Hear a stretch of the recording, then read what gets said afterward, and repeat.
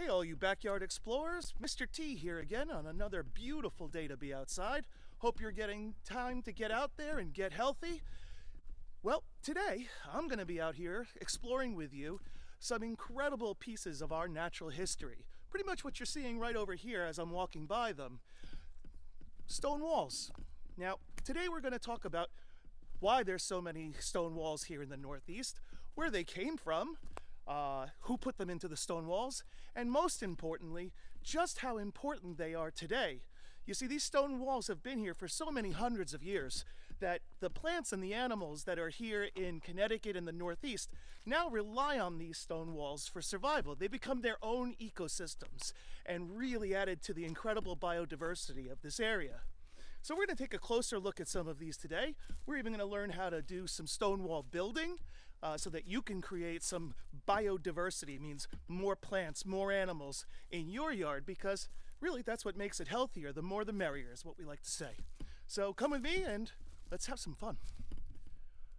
All right, so as we walk further down our wall here, we've got plenty of signs of the wildlife that's making use of it, even during the winter time or now early spring, although not much has sprung quite yet.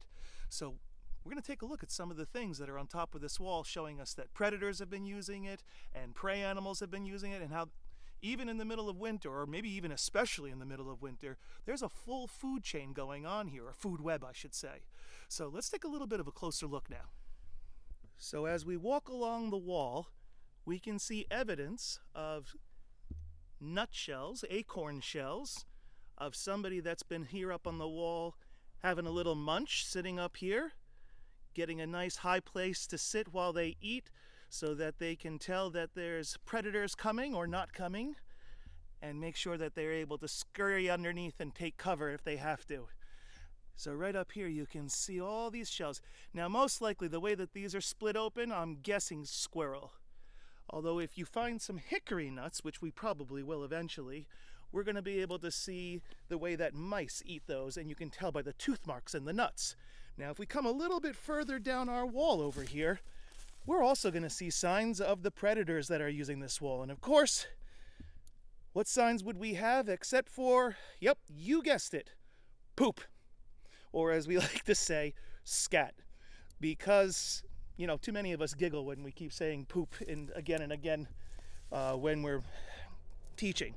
So this one right here, if I had to guess, it looks very much like raccoon is what I'm thinking, judging by all the different things that we can see in there. I'll actually try to get the other lens on here at some point and get a real good close look at it. Yeah, I know, it's a weird job, but someone's got to do it.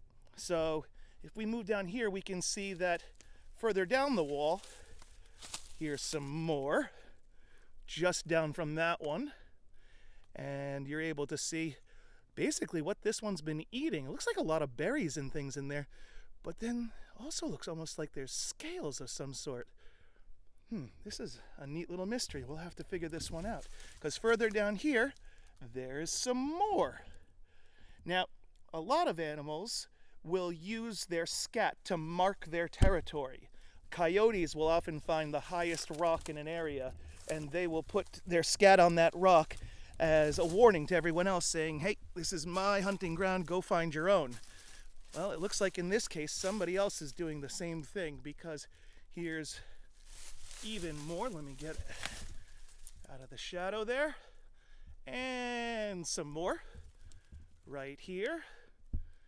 And I'm guessing there's even more further down. Yep, there's some more. So we've got one active site here, which is kind of exciting for us to talk about. I wonder if it has something to do with this incredible old tree that's up against the wall. This one right over here, where there could even be some sort of a nest over in there.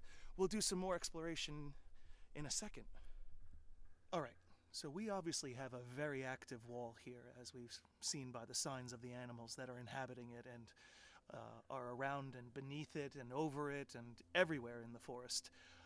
There are things that are interacting with this wall. Now, I do want to back up for a quick second here just to talk about why these walls are here, where they came from, why there's so much rock. I mean, what's the story with all of this up here in the Northeast? The reason that we have so many of these sort of rounded out and eroded or broken down rocks and boulders and cobbles and pebbles, all different sizes of rocks, is because about 25,000 to 15,000 years ago, the only thing that was here where I'm sitting right now was 1 mile thick ice. And this ice stretched all the way back to northern Canada, where it was 2 miles thick and spreading out like a giant ice pancake across the land. We call this a glacier, big, giant, moving sheet of ice. Now, if you can imagine for a second just how heavy and thick 1 mile thick ice is, this was slowly moving like a bulldozer across the land, just ripping the tops off of mountains up north and carrying the rocks away. And as they got carried away, they got crushed up and crumbled up and rounded out and tumbled around in the ice that was ever so slowly moving across the land. Again, like a really slow moving bulldozer. And at the edge of the ice, or when the ice melted back finally, it dumped out all this rock all over the land. So that's the reason we have all of this rock here, this broken up rock and stone.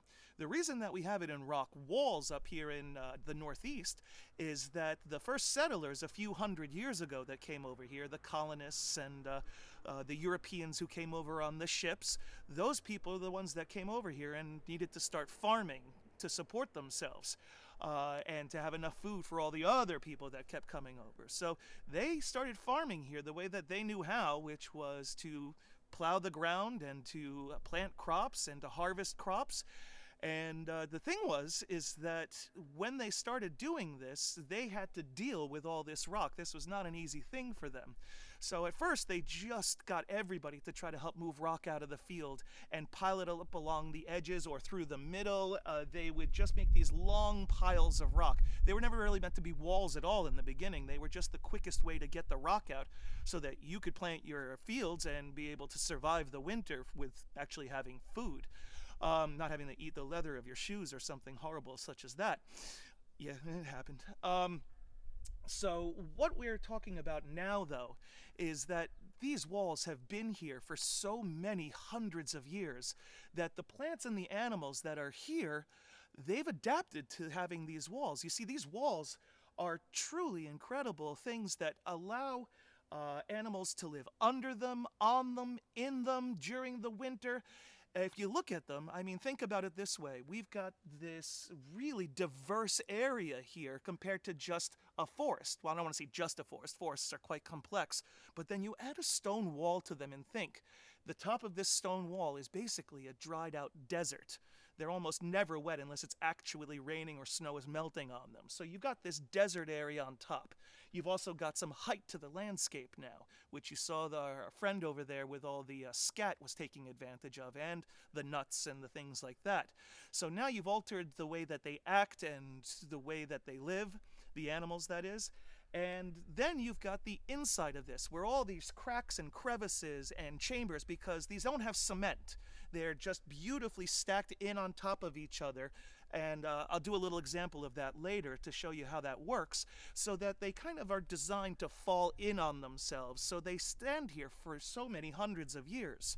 Now, inside there, because you have those cavities, you've got all these cavity dependent animals making their storage for their food, rodents storing their things in the winter over here. We have all of these animals that are in there. And of course, if you have all these rodents like chipmunks and squirrels and mice and all these others, you are going to have all the animals that eat them as well, such as the ermine, the gray fox, the red fox. We've got mink. We've got long-tailed weasel. I mean, it is just so many things are now part of this ecosystem here. For not lack of a better term, that's the perfect term for it. It is its own ecosystem. So then you go back to it and you think, just underneath all of those cavities, down at the bottom here, you've got all this wet leaf litter that is piling up and making this wonderfully luscious soil at the base of the wall. So now you've got these damp caves in there, if you will. So places that animals like amphibians and reptiles can go, great hibernation spots because it's very easy to get down there.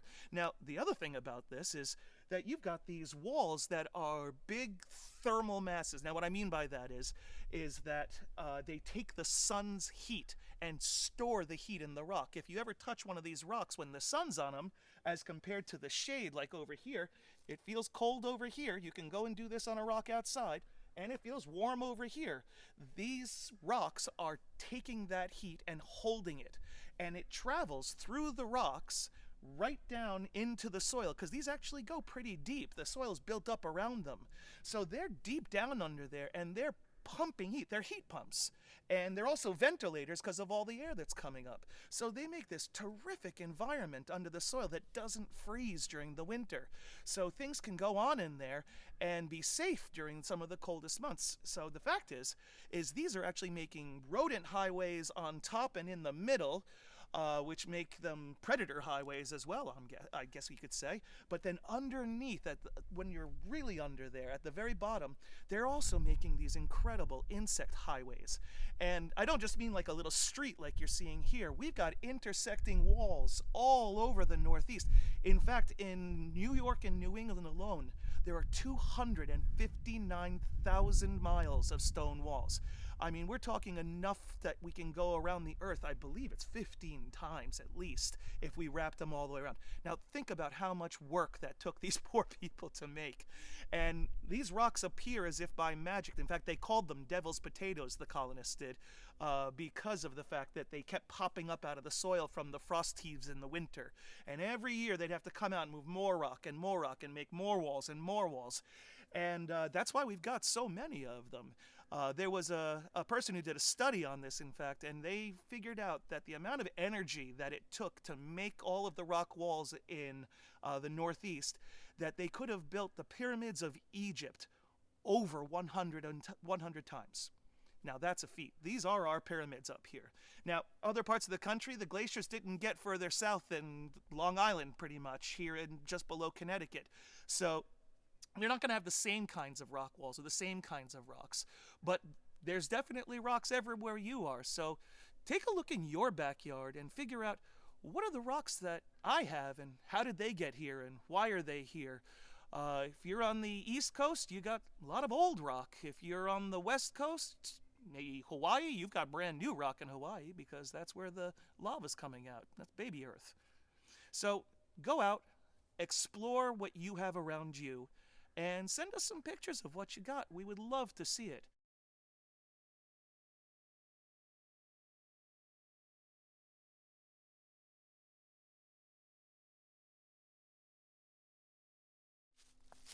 Okay, so what I'm going to be doing is I'm going to be creating a miniature stone wall for wildlife to show you how you could make your own little stone wall in your yard.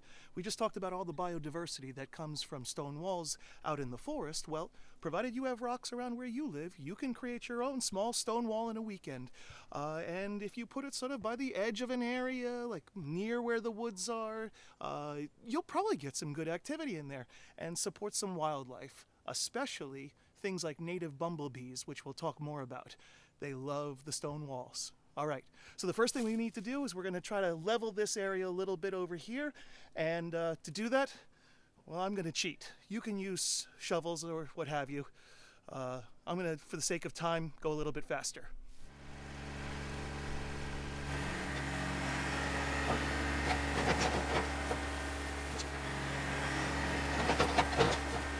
So we've got our work clothes on now, and a little bit of a level area over here, and we'll look at how you should stack the stones so that they don't fall over time, and are there for posterity and for all the enjoyment of the animals for the next 100 years.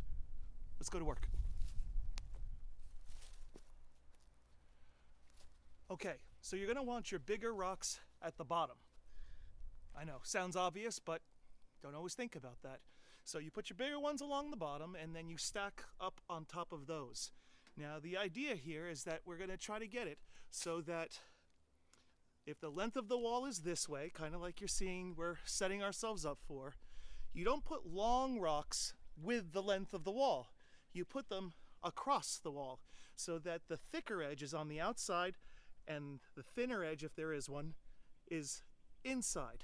Now you also want them, if this is the wall, you want the rocks at this direction and at this direction, so they almost are falling in on top of each other and stack and stack and stack. So the whole thing kind of takes sort of a slight pyramid shape like that, and then you want to have a nice capstone on the top. So let's find some good big ones for our base. We'll angle them to the inside and we'll get started.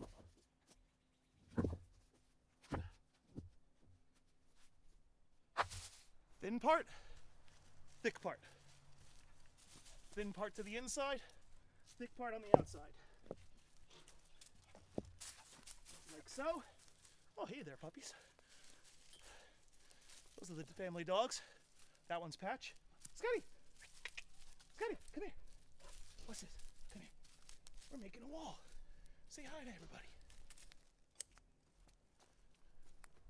Thin side, thick side. And remember, always lift with your knees and your legs, not your back. I saw. Give me a second. All right, so now this is the long kind I was talking about. And you might want to feel like you should put it this way, but you really want to have the thick part on the outside again and have the thin part on the inside and have it lengthwise into the wall so that ones that are on top of it support the wall.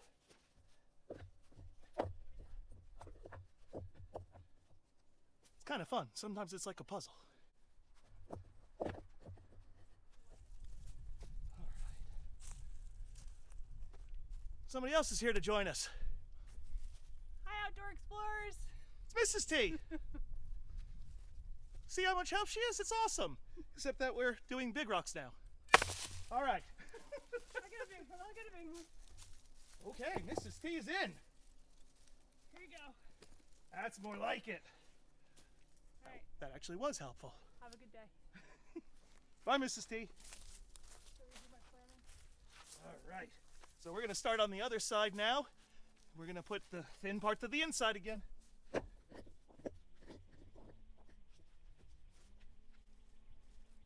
You can see how we start getting cavities in the middle and things like that and on the sides. Great for animals.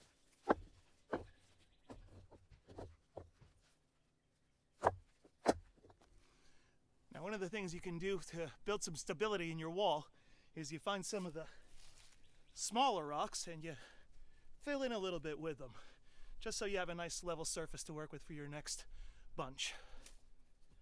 Again, not too much. We want some life in here, don't we?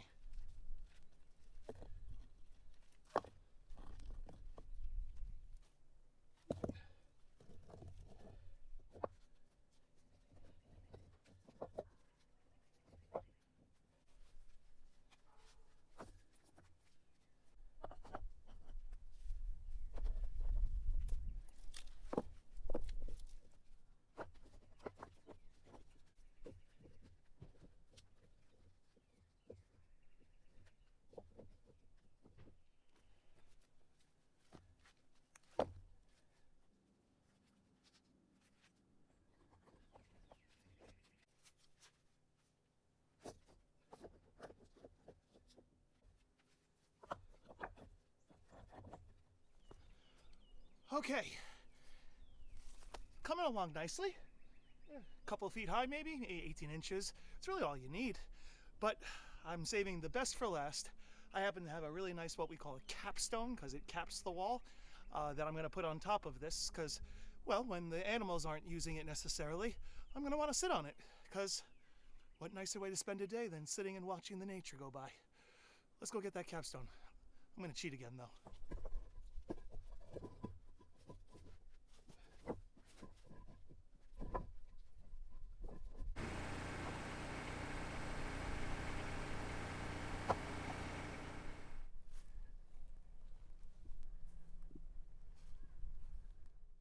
See, we've got our little stone wall for wildlife. We'll get them all living inside there, be able to sit and enjoy the outdoors, and didn't take very long at all. Granted, I sped up the video a little bit, but no, we're talking a couple hours and a little bit of cheating with the tractor. But the truth is that you can use smaller rocks, get them all together in one day, and the next day just have fun putting the puzzle pieces together. Just remember what we said. you want them to go in on top of each other this direction. And you want the long ones to go into the wall, not along the side of it. And then biggest on the bottom, smallest on the top. Fill it in with tiny stuff in the middle so that it's all coming in there. And then if you have a nice capstone to put on top so you can sit, go for it. Just don't hurt yourself lifting anything. Guys, be safe, wear safety equipment, and I hope to see you all soon. Now that you have a wonderful Bumblebee supporting wall, check out the Bumblebee Watch project and download that app to take some pictures and help conserve the bumblebees.